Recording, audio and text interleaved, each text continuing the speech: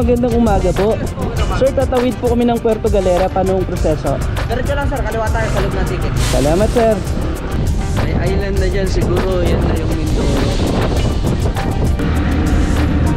Malapit-lapit na. Welcome.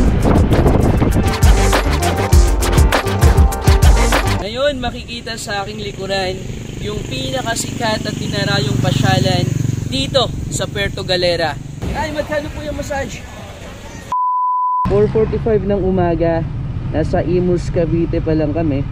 Ni-reset ko yung trip A para makita natin kung ilang kilometro ang ating tatakbuhin hanggang Port of Batangas at hanggang sa makatawid sa Mindoro sa Puerto Galera.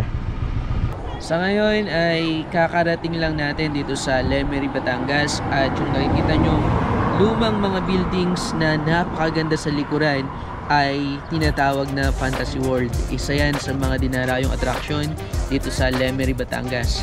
Hindi na itinuloy yung proyektong yan na sana ay magiging Disneyland ng Pilipinas.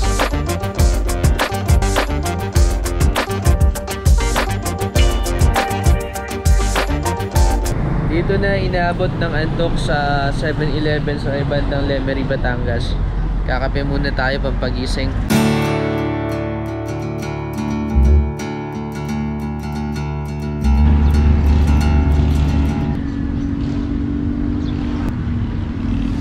Antok na talaga ako, kaya kailangan ng pampagising. Nakana natin yung truck. Wala, kawayanan na to ah. Port of Batangas, Phase 1. First time natin dito.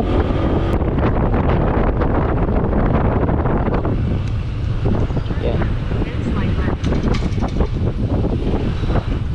Sir, magandang umaga po. Sir, tatawid po kami ng Puerto Galera. Paano ang proseso? Diretso lang sir, kaliwa tayo sa loob ng ticket. Salamat, sir. Ang ganda ng panahon, Lord. Salamat. Roro, Calapan, Puerto Galera. Okay. Sir, magandang umaga po. Sir, patawid po ng Galera. Pati motor po, sir. Opo. Opo. Magkano po kaya, sir? Pati back ride? 95 yung babayaran. Terminal fee to, sir? Magkano po? 95. Dalawa na yon. Okay. Morning po, ma'am. Next. Sir, magandang umaga po. Mas maganda pa po kayo sa umaga. Talaga naman. Sir, Puerto Galera po kayo. Magkano po, sir? Nasa 1,000 plus lang po ang sasakyan. Nasa 500 naman ang sakay. Galera po, sir. Galera. Magkano? Galera. Opo, magkano pong bayad, sir? Ayan na po, 1620. Opo, sir. 160. Yun, tama nga rin. Anong oras kaya, sir, yung sakay ho namin? Ayun na. Alis na. Alas 7 po. Ay, naku, salamat. Buti umabot. Richard. Richard po, sir. Opo. Ang barko natin sir, ilan sapat ha, yan. Yang puti, sir. Puerto Galera. Salamat, sir. Patag naman ho ang alon ngayon, ang Oo, dagat. hindi naman masyadong maalon. May alon man eh, banayad lang. Ay, isang buwan pa lang tong ATV natin. Tatawid na natin ng dagat. Sa hero daw pala muna. Eto na safe na tong ating motorsiklo. Sana hindi matumba, no? Ayun, tinali ng mga malulupit na seafarer ng anong company to, sir?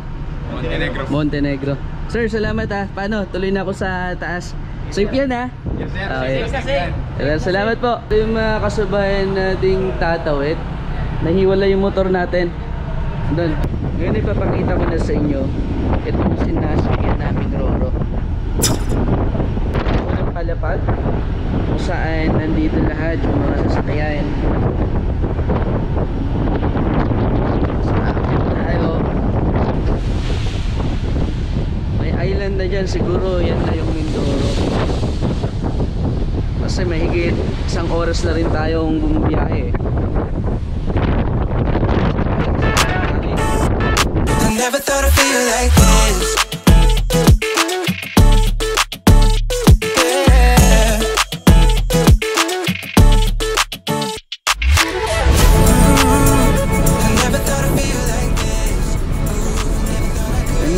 din rin naman dito.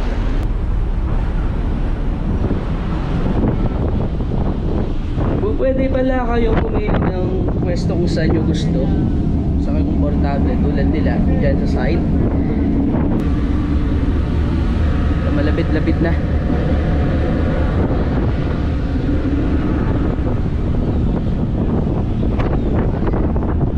Yan naman natin yung pinakataas.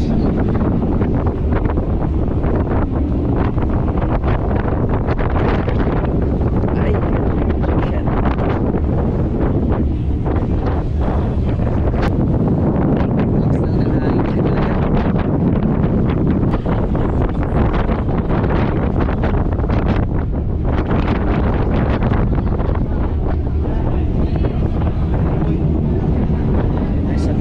Na. Ito yung quarters ng mga seafarer natin.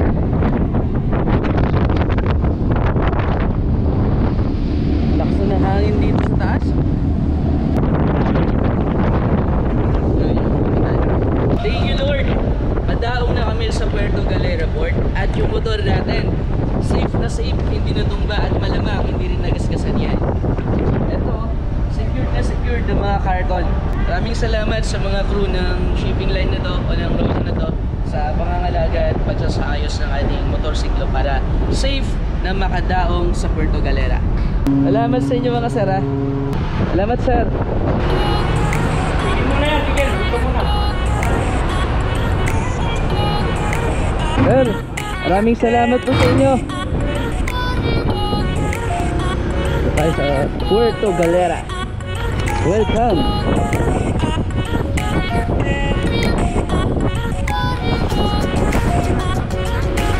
Ayan, diskarte natin. Hanap tayo ng mga accommodation sa labas. Nay, magandang hapon po. Nay, saan po yung sikat na White Beach ho dito? Ay, dito po sir. Malapit na ho rito? Malapit na. Diretso lang sir. Ilang kilometer po? Marami namang mga accommodation dyan ma'am. Oo. Sir, magandang hapon po. Saan po kayo yung White Beach po? Ay, diretso po. Diretso pa. Ah, malayo pa ho. Malayo pa. Basta kung may nakita kayo medyo flat na maraming bahayan. Doon na. Maraming accommodation na doon sir. Ay, hindi ko lang po. Salamat sir. Grabe pala ang twisties dito sa Oriental. Ganda. Ngayon ay nasa Mindoro Oriental na tayo, particular dito sa Puerto Galera. Alam nyo ba, sobrang ganda ng lugar. Ayan o, bundok na makapalang kagubatan. Ngayon makikita sa aking likuran yung pinakasikat at tinarayong pasyalan dito sa Puerto Galera. Ang White Beach na makikita nyo dyan. Grabe, sobrang ganda at asul na asul yung tubig. Napakaganda talaga at mawiwili kang maligo. Talagang kaakit-akit ang lugar na to. Kaya maihahalin tulad ito sa White Beach ng Boracay. Napakalinis. Ang ganda.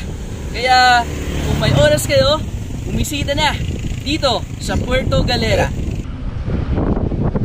Sir, magandang tanghali. Umaga pa lang pala. Sir, ito na ba yung pinakabayan ng Galera? Malayo pa po. Nalagpasan nyo na po. Nalagpasan na? Saan po kaya sir yung pinakamura pero safe na accommodation na pwede nyong i-recommend? From here po. Hanggang doon sa dulo. Sir, saan po yung Dream Wave? Nakabili kaya? Ikaw? Opo. Yung sa may sabungan. Sa bungay. Sige sir. May sabungan dyan. Pababa. Kaya bulalo. Pasok. Okay, salamat sir. Ay, sorry, napindot. Sir, saan po yung Dream Wave? Ang may hotel. Opo. Sir, wala silang parkingan doon. Ay, walang parkingan? Dito na tayo, at least may gate sila. Hi Morley!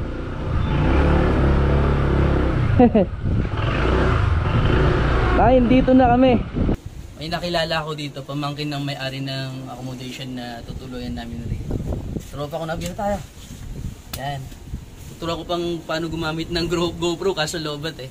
Kasi may discount tayo rito. Ngayon ay nandito tayo sa Rayhard Guest House.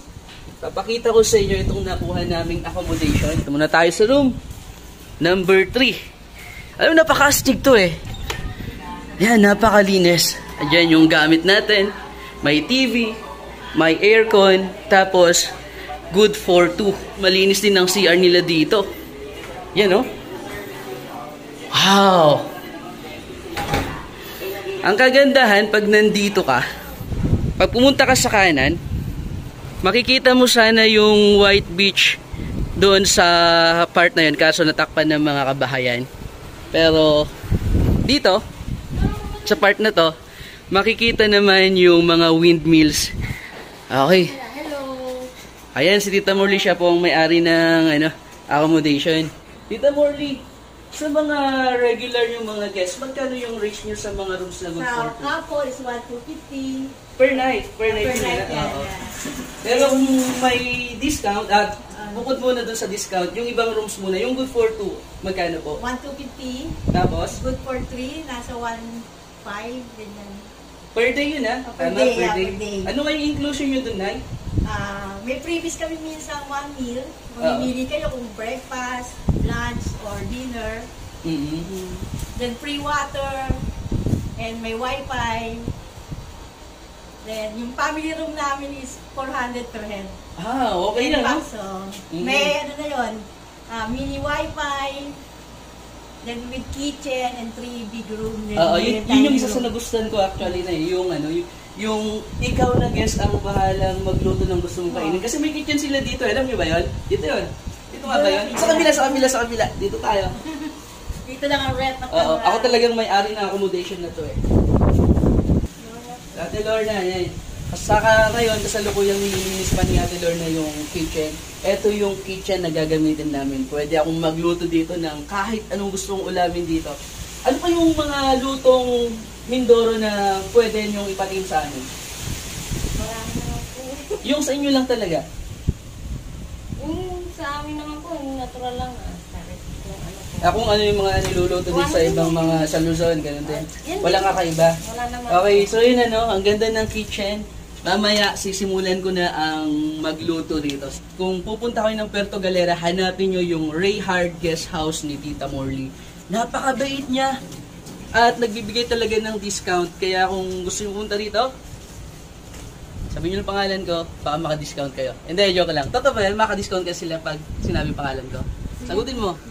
Hindi ko po alam. Di sigurado. Sa pa ha, kung ang guest pala ay tatagal ng kalahating buwan or more than 1 month, free na daw yung paglalaba, yung tubig. Papagamit pa ni Nanay Morley yung washing machine. Hindi na nila kailangan yan. Bait naman. Hindi na nila kailangan magpa-laundry. Malaking tipid na kasi yun. Oo. Kaya tandaan nyo to, hanapin nyo si Tita Morley ha. At isa pa, na-amaze ako kasi napakabuti talaga ng loob. Yan mo ba yung parking niya doon? Parking ng motor niya. Ipinagamit sa akin. Ayun tuloy yung motor ko. Safe na safe. Ayun ayun. Diba?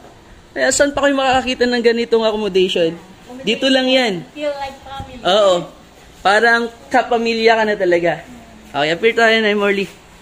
Salamat. God bless. Okay. Okay, thank you.